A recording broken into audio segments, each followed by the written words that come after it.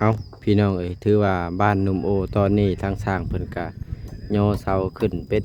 ที่เรียบร้อยเนาะก็คือตอนนี้ได้6เสาแล้วเนาะพี่น้องยังเหลือแค่3เสาด้านหน้าหลังจากที่เพิ่นเอาเสาด้านหน้าขึ้นก็ถือว่าโอ้ครบ9เสาแต่ว่าเพิ่นจะเอา6เสาด้านหลังก่อนเพื่อว่าเพิ่นอยากเบิ่งในระหว่างด้านหน้ากับด้านหลังมันโดนเดี่ยงกันบ่นะพี่น้องอย่ามันสูงเกินไปอย่ามันต่ำเกินไปเพิ่นก็เลยว่าจะใส่ พวกอกไก่ซีนัวขอซองก่อนโอ้ถือว่าแห้งไงพี่น้องหลังจากที่เอาเสาขึ้นนี่นี่นอนเด้อทางนี่บ่มีบ่มีทบไว้อีกเด้สงสัยสร้างบรรหายใจนะนี่นะบรรหายใจแล้วโคตรอะไรแต่ว่าแอมนี่โยกคือว่าหลายโลอยู่ได้เกือบเย็นตกเสาละ10 ดอกนั่นแหละ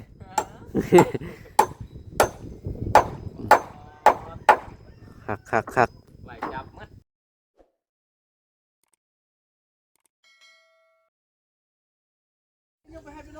เอาพี่น้องไอ้เซิงเปิดภาพมาตอนนี้บ้านหนุ่มโอหรือว่าบ้านพี่ชายของน้องแต่ก็ถือว่าโอ้ยกเสาขึ้นเป็นที่เรียบร้อยเนาะก็คือเพิ่นยกขึ้นนี่ได้6เสาแล้วพี่น้อง2 4 6ยังเหลือแค่ด้านหน้า3เสาก็ครบ9เสาเนาะก็คือที่แรกๆได้ยินข่าวว่าเพิ่นจะทาสีก่อนเนาะพี่น้องเนาะก็เลยเข้ามา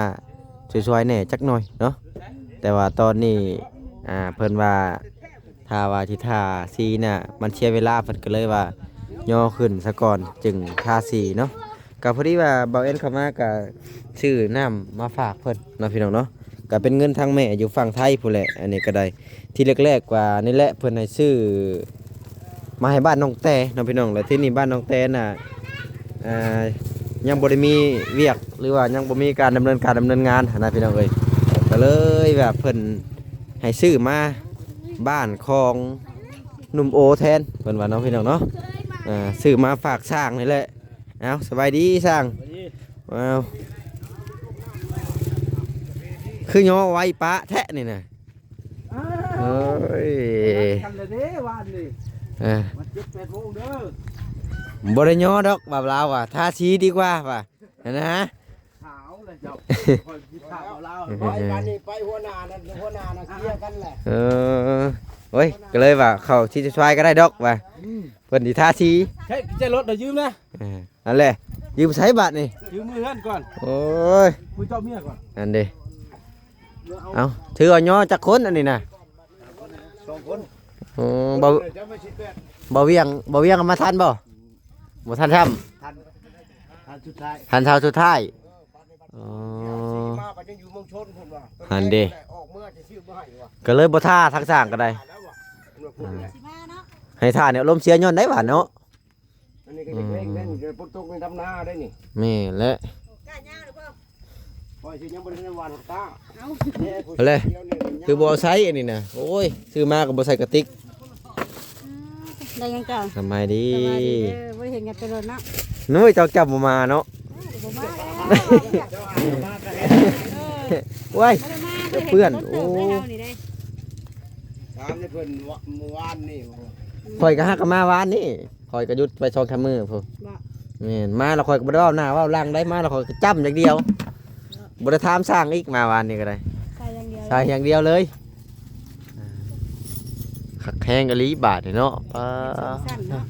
ใหญ่เนาะสัมพิยุโอ้ยสัมพิยุคนเดียวนะคาราเมียมาก็ตีลังกา3 รอบก็ยังบ่ตกเอาเลยน้องโอมาอีกแล้วบาทนี่โอ้ซื้อมาตำกันแท้นี่โอ้สบายดีน้ำแข็งก็เป็นกระสอบได้พี่น้องเลยโอ้มือหน้าเขาไปซื้อมาดอกน้ำก่อนเอามาใส่เลยดิอ้าวมาซื้อมาแล้วโอ้ยใครหู้เจ้าคอยหู้ว่าเจ้าจะซื้อมาคอยมาซื้อมาก็ดีคอยก็ได้กระซื้อคนซื้ออย่างนี้แล้วเนาะ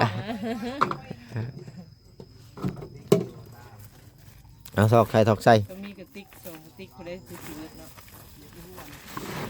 แล้วทำเอานี่ก็ใส่กระตุกใส่กระตุกอันนี้เบิ้งน้ำก้อนแค่คือกันกับน้ำก้อนบานข่อยนี่นะเย็นกูก้อนได้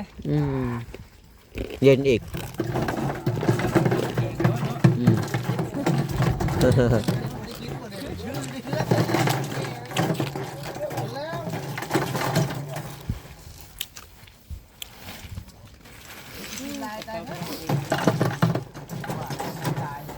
ตอบสายโสดโอ้ กระต๊อบน้องโอยแล้วขอยคิดว่าอันบอดสร้างเป็นนอนสิดิ อันนี้เห็นได้ ไปเลยไปเลยกินกล้วย ให้อยาก ให้อยากกินกล้วยบาทเลย ถ้าอยากกินกล้วย บ่แล้วเขาเจ้าไปซื้อลูกพักเมียแหละ ทงจากบาทอันนะฮะ จักบาท10,000 วีจากพันนะฮะ วี10,000 อ๋อวี10,000เบิ้งฮะจะซื้อให้สร้างแล้วก็ซื้อมาต้นเมียได้ เอาซื้อต้นเมียก็ได้ เอ๊ะ ต้นเมียก็ได้ โอ้ 10,000 วีบักไงไอ้นี่ ข้าวก็เมากล้วย อืม มะม่วงก็ขาย10,000นั่นก็ได้มะม่วงก็10,000แล้วแอน บ่ข่อยบ่กินมะม่วง ก็อยากกินยังค่ะ เพื่อนข่อยมีอยู่ข่อยเอาแต่กล้วย ม่วง10,000ม่วงยังม่วงยัง มะม่วงก็สวยนะ วี10,000เนาะ30ได้บ่ ได้ ได้ ไปที่ต่อขึ้นกับที่เอาขึ้นดี50เปิ้นหั่น โอ้ มะกล้วยแล้วก็นี่ก็กาแฟนี่ก็กาแฟเนาะ เออ เอามาได้ไหมยังบ่พอนี่ เอ๊ะ อาจจะต่อละ30 บ่เขาบ่ได้เอามะม่วง ม่วงแล้วบ่ได้เอาม่วงบ่เอาอะ บ่ข่อยบ่กินมะม่วงได้ นะจะต่อแล้วบ่เอาบัดนี่โอ้ยต่อขึ้นหรือต่อลงบัด ต่อลง มาซะเฮาสิซื้อซอยน่ะ อืม ไปหิวเงินเนาะ แม่นแหละไก่ เอา บ่ ซื้อให้นี่ แล้วพ่อ หนุ่มโอเพิ่นแหละหอยมากินเนาะหนุ่มโออันนวลชื่ออะไร อันนี้มันชื่ออะไร ถ้าชื่อนวลชื่ออะไร ซื้อแล้วล่ะ อันนี้ผู้นี้ชื่ออ่ะ เออ เจ้าก็แบ่งกินแล้วแหละเอาแล้วแหละ โอ้ใหญ่แห้งอะไรโอ้ โอ้ยเรียกชื่ อ๋ อ อ ว่า ตัว นะโอ้ย เอาเดี๋ยวอันบาแอนชื่อให้หนุ่มโอแล้วก็ปันกันคนละวีเด้อเดี๋ยวค่อยเมื่อค่อยสิเอาเมื่อต้อนเอาไปหอยไว้พวกก่อนเอาไปป้าไปพูดแหละไปประส่ง เพื่อฮอดอันตอนเที่ยงหิวข้าวมีกระเบิดดอก หอยไว้มันจังบ่บวบ อะไรนี่นักนี่บ้านนี่ตั้งที่ระบาดนี่ อืม บ่ได้มาแต่เฮืองเลยได้ จะมาแต่ไสอ่ะนะจะมาแต่ไส โอ้ยป้าไว้ก็ได้จะมาตกให้บวบกับป้าไว้ใช้ก็ได้เออ อยู่นะ เออ เอาบ่ได้เข้ามาแต่บักโอยมาเนาะบักโอยมาแล้วก็ เอาตัว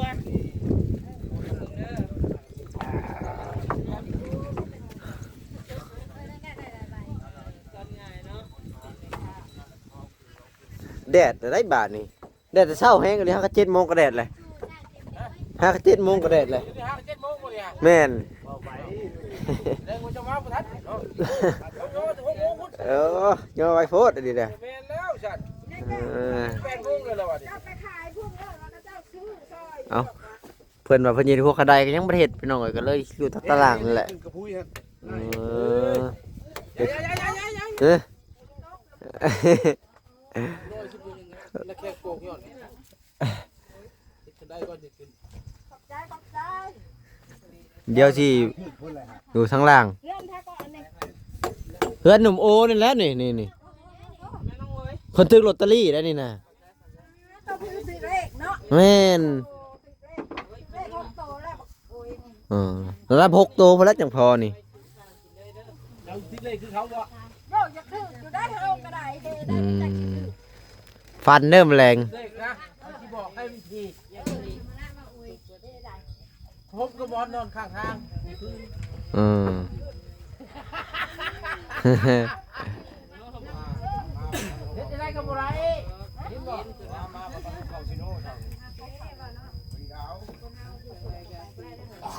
โอ้ยเราจะไปเดี๋ยวเรามาจะเช่าพวก เช่าไม่ใช่บ่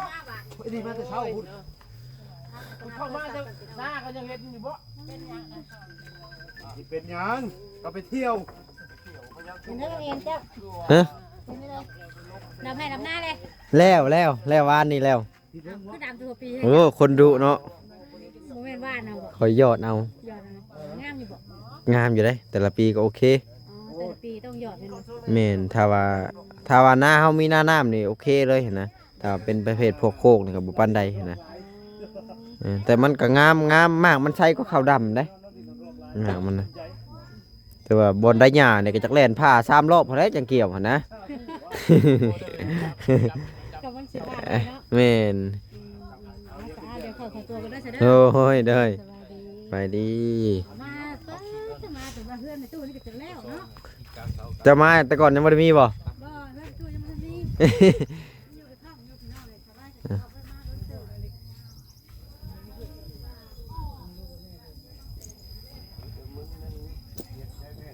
โอ้ตัวนี้บ่แก่มาเทือนน่ะแก่มาเทือนเลยบ่นี่น่ะโอ้หักอะไรไม่งามบริโนนี่เนาะ เจ้าจะเห็นกองมันใหญ่แล้วเจ้าออกไปเลยตะทีรถไปเลยครับเลาะไปวิทย์วัวโบตะกเลี้ยวเขาไปเห็นแล้วกองมัน เต็มเฮือนเลยบ่บ่เพิ่นอยู่ผู้เดียวบ่ไปได้ เอาไปแน่แหละ เออ ไปนี่เลยก็ไปท้ายอยู่พุ่นอีกนี่ เร็วโยโยคือเอาบินแน่ตัวนี้ยับเข้าแน่นี่เฮ้ยตอบบ่คิดว่าบ่ได้ตอบโยดึงมันบ่รู้ตุ่มแล้วบ่เดี๋ยวสินำขึ้นไปเบิ่งช่างก่อนคือไปตากแดดนำกันบางทีเพิ่นให้เงินไปซื้อน้ำอัดลมหั่นนะแล้วก็ถือให้กันแล้วมันบ่แล้วบ่ได้แล้ว อ๋อโทษ แล้วต้องกันเลยเนี่ยเนาะบ่ย้อนสอนได้แบบนี้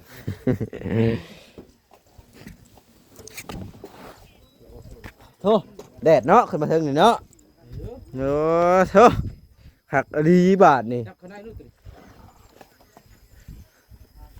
เอาตัวนี้ดีกว่าใส่ ตัวนี้บ่สร้างทั้งหน้า จับข้างใน เออขึ้นมาสำรวจงานบ้านหนุ่มโอก่อนบาทนี่นาทีปูแป้นเลยจังอย่างไง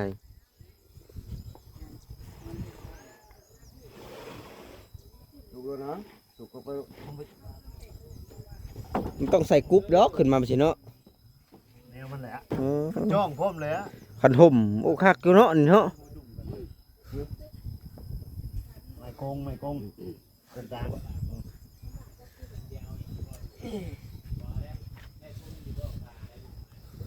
นี่เด็กคุณก็ว่าถามว่าคุ้มหรือเปล่าฉันบอกให้เดาเลยเป็นบ่ได้ให้เดาเลยเป็นได้เลยให้เดาเลยได้เนาะทางว่าแทบบ่ให้เดาเลยบ่ได้ได้แท้ ไม่นี่แบบบริยากต่อที่ตัวนี้นะ ต่อได้บ่ได้ต่อได้ใหม่ คือว่ายาวอีหลีพุงไม่จักเม็ดน่ะ12บ่ โอ้ไม่เก่าแม่ได้ตัวนั้นน่ะ กาบอนนะฮะแสดงว่าบริยากต่อเลยอันนี้ ที่จะตัดทิมโดยาวย าวคักกะลิเนาะบนหลายล้านเติมได้ไปซื้อใหม่นี่คนนะ รวมเป็นเซ็ต30ไปละ อืม เข้าเซ็ตตั้งกระบอกตาปูทั้งบาท คือว่าเบิดหลายเติมเนาะ 40,000 กว่าบาทเลยโดย10,000ไป40,000 กว่าบาท30คนละ40,000 4 7,535 6 4 28 6 4 24บ้าบ่ 47 28เลยนะ 4 7 28ยังบ่ถึงอีกเจ็ด 40,000ไปหมด 40,000ปลายพุ่น 44,000 เอานั่งเบิ่งทางก่อน ไล่เจ็ดแล้วไล่หาก็ยัง หนุ่มโอคือบ่หาขันห่มมาแน่ คือมานั่งเบิ่งทาง 40,000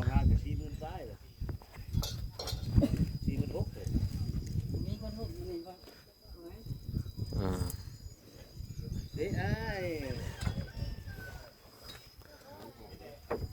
แต่ก่อนเขาเห็นกรุ๊ปนี่เนาะ คือบ่มีนะนี่ใช่ บ่มีบ่แสดงเขาเห็นอยู่เที่ยงนาเขาสิเนาะนี่ แม่นใช่ปะ มีนะแต่ก่อนเห็นอยู่ ไปทีมใช่โอ้ยกูนะโกย อ้าวบ่ได้มีกูบ่เคยใช้ได้เคยเนี่ยเดี๋ยวไม่ได้อยากใช้บ่ แต่ชายอยู่มันแดดเนาะ เดี๋ยวในเฮือนเขาแก่ไปแล้ว เอามาดูเอามาดู มาไปมาเลยเด็ดมาเลยปะรถทิ้งหางกับมันตำหลังมาตำหลังไม่เป็นแน่ไม่เป็นแน่ตายแบบนั้นแล้วระวังได้แน่บนเกือบเลยร้านลงไปโอ้ยมันหานอะไรอย่างระวัง ปลาไผหลังมาลายแท้น่ะโอ้ ก็รถอยู่กินอยู่ภาคเมื่อยังอยู่8คัน อ่า ออกเมื่อแหละก็แล้วลงบ่ได้ขายนะนี่ก็นี่ที่เราเขาซื้อไปใช่ เราคายเบิดเลยเด้ วัดนี่สิได้ เอ้าผู้เราคายหมักโมเราคายเบิดเลยเด้ ตัวนั้นต่างหาก ต่างหากบ่ ของพวกนี้ ผมพวกเขาบ่ค่อยมักซื้อไปเลยนะ บ่มักชื่อว่า มักซื้อมันมีแต่ขนมเคยกิน นมมันได้ชื่อจังหน่อยเนาะ อืม เคยกินแล้วเรา มักซื้อแต่นี่มักแปลก แต่บ่ค่อยก็ได้กินเนาะ แม่นประเภทเฮ็ดปวกบ่เฮ็ดเพาะบ่นะราคามันสิพอฟังเลยนะ จับเขาได้เลย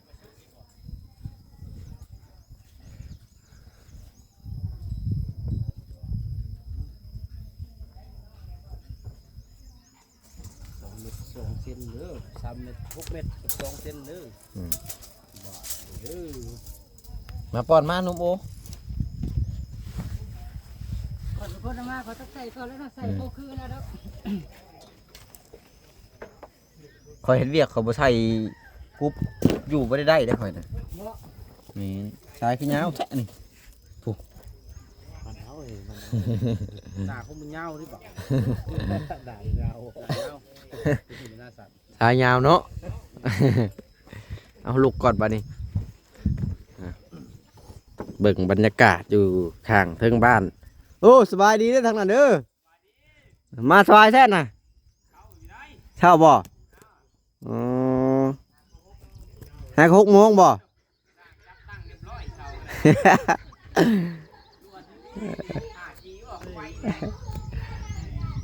อยู่กุหลาบไปกุหลาบมาบ่ไหวเมื่อบ่รถสาวพูดนั่นฮะเอาไปโอ้ไปบ่ โอ้ใส่เพียกอีกเนาะเอาแบบโง่ๆแหน่เห็นว่าก็ได้สื่อหลายมันสิบ่มีบทขี้เกียจเข้า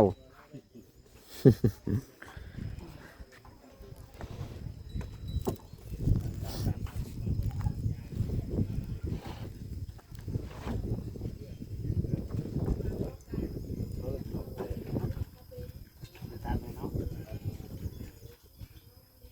ต้อง3 เมตรเนาะผมก็แว้นได้ของเขามาตรฐานเขา4 เมตร4 เมตร ประมาณนี้เด้อสร้างเด้อคลิปนี้เด้อจบคลิปก็ได้แดดเดี๋ยวลงไปพักผ่อนก่อนพี่น้องเลยนี่แหละคลิป 1แล้วพี่น้องเลยนี่แหละถือว่าตั้งขึ้นเทเลอร์6 เสาแล้วยังชามเสาบาทนี่เอาลงไป มาใหม่ตอนแรกกูละ อ่า ตามเช้านะ ตอนแรกนี่จะตั้งแล้วบ่ทามเสานี่ ว่าละ แบบว่าจะขึ้นพวกกอซองโอไก่เลยมันชี้เอาไปก่อนบ่นี่นะ ก่อน เออใส่ข้อซองก่อนอกไก่ใส่ดั้งพอแล้วบาทนี่เนาะโอ้เขาจักเซอร์บอเอ็นก็ได้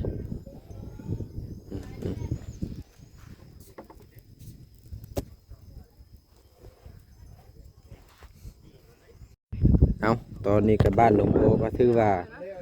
ตั้งขึ้นเป็นที่เรียบร้อยเนาะชาวบ้านเพิ่นก็ถือว่าตั้งขึ้น6 เสาแล้วเนาะตอนแรกเนี่ยเพิ่นสิตั้งด้านหน้าเนาะพี่น้องก็พอดีเป็น9 เสานี่แหละคือตอนนี้เพิ่นกันนี่แหละทำการจะใส่นี่เลยเพิ่นเอิ้นว่าอีหยังสร้างอันนี้นะระหว่างเทิงคางขนาบนี่ตรง 2 ข้อซองตัวหน้าข้อซองตัวนี้เพิ่นเอิ้นตรงอ้าวคือว่ามันอยู่เพียงกันอยู่นะ เนาะมันก็นั่นเดียวกันนะเนาะ อืม อีกเส้นหนึ่งก็อยู่ในเสา อ๋อเลยเอิ้นข้อซอง อีกเส้นหนึ่งก็มันอยู่ในเสาก็เลยตรงนั้นแบบ เอิ้นตรงติดเสาบ่ได้บ่ บ่แหละ เช้าตรงๆที่เช้าเนาะ แม่น บ่ได้ ตรงเบิดแหละเนาะ แม่นก็ต้องห้องตรงเบิดปกติอะนะ ปกติแล้วก็ อืม ผมนี่นั่นอยู่แล้ว เพราะมันมาหน้าไม้มันซ้ำกันนะพี่น้องแต่ว่าเป็นเอิ้นแตกต่างกัน อันนี้ก็ต่างเซลล์หยอกสร้างซื้อดอกอันนี้ก็ได้อืมนี่แหละ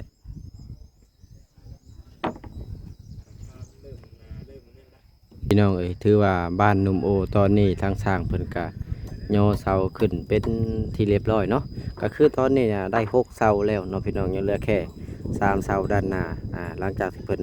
เอาเสาด้านหน้าขึ้นก็ถือว่าโอ้ครบ9 เสาแต่ว่าเพิ่นจะเอา6 เสาด้านหลังก่อนเพื่อว่าเพิ่นอยากเบิ่งในระหว่างด้านหน้ากับด้านหลังมัน โดนเดี่ยงกันบ่นะพี่น้องอย่ามันสูงเกินไปอย่ามันต่ำเกินไปเพิ่นก็เลยว่าจะใส่พวกอกไก่สิยัวขอซองก่อนโอ้ถือว่าแห้งใหญ่พี่น้องหลังจากที่เอาเสาขึ้นนี่ โอ้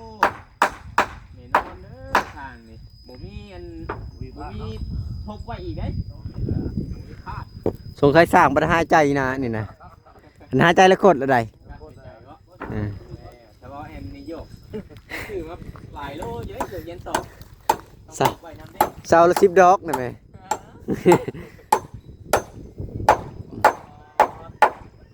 คัก ไหลจับมัดพี่น้องเลย ไล่ตอกได้บ่แพทย์บ่แม่นไล่จับได้ ดูเด้เล่นก้อนยับเพื่อนเอาสิขึ้นไปบนข้างเท่าพี่น้องเนาะน้องโอ